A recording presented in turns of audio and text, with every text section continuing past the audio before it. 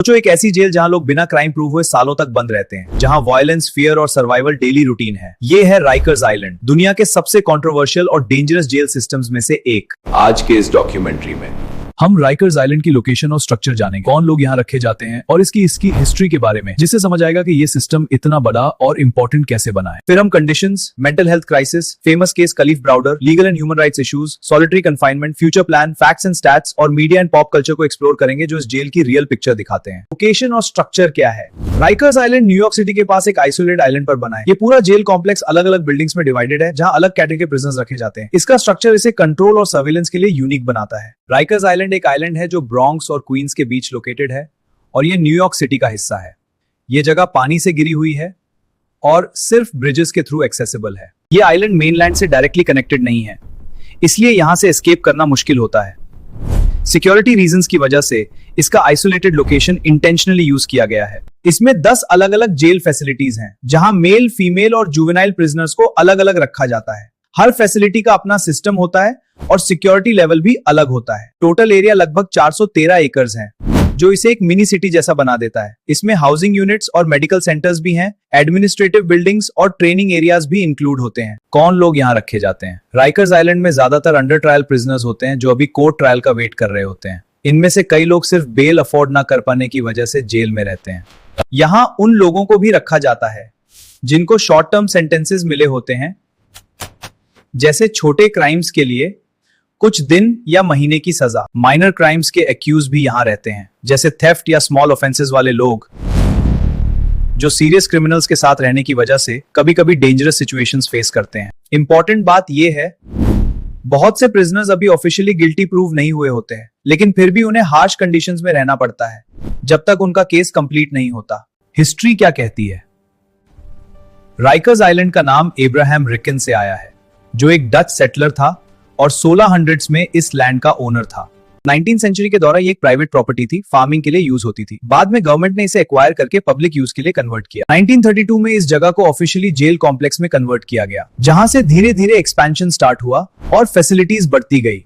आज ये एक मैसिव जेल सिस्टम बन चुका है। टाइम के साथ ये यूनाइटेड स्टेट्स का सबसे बड़ा जेल कॉम्प्लेक्स बन गया, जहां हजारों इनमेट्स एक ही सिस्टम के अंदर मैनेज किए जाते हैं। सबसे बड़ी प्रॉब्लम क्या है? राइकर्स आइलैंड अपनी वायलेंट कंडीशंस के लिए फेमस है, जहां गैंग फाइट्स और इनमेट अटैक्स कॉमन होते हैं। ये एनवायरनमेंट प्रिजनर्स के लिए अनसेफ और स्ट्रेसफुल बना देता है। एक और बड़ी प्रॉब्लम क्या है? स्टाफ शॉर्टेज एक मेजर इशू है, जहां गार्ड्स की कमी होती है, जिसकी वजह से कंट्रोल मेंटेन करना मुश्किल हो जाता है और इंसिडेंट्स बढ़ने लगते हैं। और एक और हिडन प्रॉब्लम क्या है? पुअर ट्रेनिंग की वजह से गार्ड सिचुएशन को प्रॉपर्ली हैंडल नहीं कर पाते और कभी कभी गार्ड्स और इनमेट्स के बीच क्लैशेस हो जाते हैं, जो सिस्टम को और वीक बना देते हैं। इन सब प्रॉब्लम्स की वजह से राइकर्स आइलैंड को दुनिया के मोस्ट डेंजरस जेल्स में इंक्लूड किया जाता है, जहां सेफ्टी एक कांस्टेंट कंसर्न बनी रहती है। हर वक्त सिस्टम के अंदर का मेंटल हेल्थ क्राइसिस कितनी सीरियस है?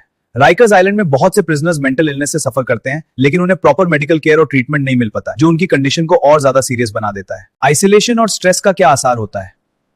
प्रिजनर्स डिप्रेशन, एंजाइटी और ट्रॉमा का शिकार हो जाते हैं, जो उनके बिहेवियर को भी अफेक्ट करता है और उनकी लाइफ को डिफिकल्ट बना देता है। मेंटल हेल्थ सिस्टम कितना स्ट्रांग है?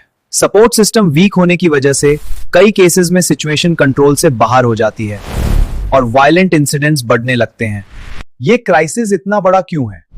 इसी वजह से राइकर्स आइलैंड को हेवीली क्रिटिसाइज किया जाता है और इसे रिफॉर्म या क्लोज करने की डिमांड होती है। वर्ल्ड वाइड लेवल पर कंटिन्यूअसली बढ़ती रहती है। सबसे शॉकिंग केस कौन सा था? यह है खलीफ ब्राउडर, जिसे सिर्फ 16 साल की एज में अरेस्ट किया गया था चोरी के इल्जाम में, लेकिन उसका केस कोर्ट में प्रूव नहीं हुआ था और वो सिस्टम के डिले का एक एग्जाम्पल बन गया था। वो कितने टाइम तक जेल में रहा? वो लगभग 3 साल तक वहां रहा है, बिना प्रॉपर ट्रायल के, जो जस्टिस सिस्टम की स्लो प्रोसेस को हाईलाइट करता है और लोगों के लिए एक सीरियस कंसर्न क्रिएट करता है। सबसे शॉकिंग पार्ट क्या था? इस ड्यूरेशन में उसने 2 साल सॉलिटरी कन्फाइनमेंट में गुजारे, जहां उसको एक्सट्रीम आइसोलेशन का सामना करना पड़ा, जो मेंटली डैमेजिंग होता है और इंसान पर गहरा असर छोड़ देता है लॉन्ग टर्म। आखिर में क्या हुआ? बाद में चार्जेस ड्रॉप हो गए, लेकिन उसकी मेंटल कंडीशन पर गहरा असर पड़ा और ये केस सिस्टम के फ्लॉज का एक पावरफुल एग्जांपल बन गया, जो दुनिया भर में वाइडली डिस्कस हुआ। Legal and human rights issues. कई ह्यूमन राइट्स ऑर्गेनाइजेशंस ने राइकर्स आइलैंड के अगेंस्ट आवाज उठाई है और इसके कंडीशंस को इनह्यूमन बताया है, जो प्रिजनर्स के बेसिक राइट्स को वायलेट करते हैं ग्लोबली। रिपोर्ट्स में unsafe environment, lack of supervision और वायलेंस को हाईलाइट किया गया है, जो सिस्टम की फेलियर को दिखाता है और अथॉरिटीज पर प्रेशर क्रिएट करता है।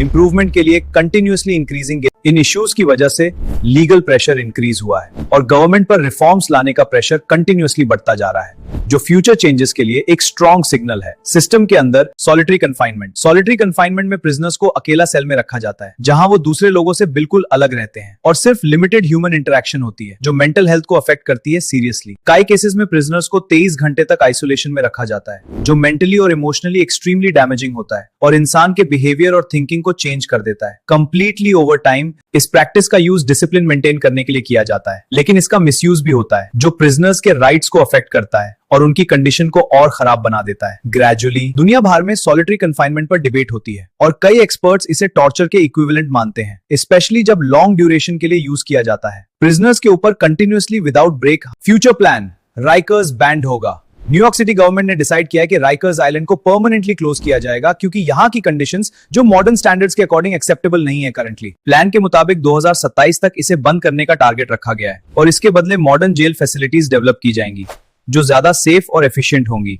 फ्यूचर सिस्टम के लिए ओवरऑल नए जेल्स छोटे और सिटी के अंदर होंगे, जिससे प्रिजनर्स को कोर्ट एक्सेस और फैमिली विजिट्स में आसानी होगी और उनकी ओवरऑल कंडीशन इंप्रूव होगी compare to current system situation significantly. ये डिसीजन ह्यूमन राइट्स प्रेशर और कंटिन्यूअस क्रिटिसिज्म की वजह से लिया गया है, जो सिस्टम को इंप्रूव करने की डायरेक्शन में एक बड़ा स्टेप है। फ्यूचर रिफॉर्म्स के लिए इंपॉर्टेंट ओवरऑल डेवलपमेंट के फैक्ट्स और स्टैट्स क्या कहते हैं। राइकर्स आइलैंड की मैक्सिमम कैपेसिटी लगभग 15,000 इनमेट्स तक रही है, लेकिन एक्चुअल डेली पॉपुलेशन अक्सर इससे कम होती है, जो टाइम के साथ सिस्टम चेंजेस के हिसाब से वेरी करती रहती है। आज के टाइम में डेली पॉपुलेशन कितनी होती है? राइकर्स आइलैंड में एवरेज 5,000 से 10,000 इनमेट्स होते हैं। ये नंबर्स पॉलिसी और रेस्ट के हिसाब से चेंज होते रहते हैं, इसलिए ये सिस्टम पर हमेशा प्रेशर में रहता है। यहाँ प्रिजनर्स कितने टाइम तक रहते हैं, उनका स्टे कुछ दिन से लेकर कुछ महीनों तक हो सकता है। ये उनके केस पर डिपेंड करता है और कोर्ट प्रोसेस की स्पीड, उनकी रिलीज या ट्रांसफर का एक्सपीरियंस अलग होता है। इसी वजह ये स्टैटिस्टिक्स क्या दिखाते हैं? ये राइकर्स आइलैंड के स्केल और कॉम्प्लेक्सिटी को हाईलाइट करते हैं, जो इसे एक यूनिक और चैलेंजिंग प्रिजन सिस्टम बनाता है, जहां मैनेजमेंट और कंट्रोल मेंटेन करना मुश्किल होता है। मीडिया और पॉप कल्चर में इसका जिक्र क्यों होता है? क्योंकि ये क्राइम डॉक्यूमेंट्रीज और न्यूज रिपोर्ट्स का हिस्सा है, जहां इसकी हार्श रियलिटी और रियल स्टोरीज दिखाई जाती हैं, जो दुनिया को इस सिस्टम की सच्चाई समझाती हैं। टीवी शोज और मूवीज में राइकर्स आइलैंड को क्यों दिखाया जाता है? क्योंकि ये क्राइम स्टोरीज का एक इंपॉर्टेंट पार्ट बन चुका है, जिससे ये पब्लिक इमेजिनेशन का हिस्सा बन गया है, जो टाइम के साथ इसे ग्लोबली फेमस बना देता है। इसका पोर्ट्रेयल कैसा होता है? अक्सर इसे एक डेंजरस और ब्रोकन सिस्टम के रूप में दिखाया जाता है, जो ऑडियंस को शॉक भी देता है और अवेयरनेस भी क्रिएट करता है और सिस्टम की रियलिटी को डीपली समझने में मदद करता है। इस वजह से राइकर्स आइलैंड इतना फेमस क्यों है? क्योंकि ये दुनिया भर में एक कंट्रोवर्शियल जेल बन चुका है और वाइडली रिकॉग्नाइज्ड सिस्टम के रूप में जाना जाता है, जिसका नाम सुनते ही लोगों के माइंड में स्ट्रॉन्ग इमेज बन जाती है, इम्पैक्ट क्रिएट करती है।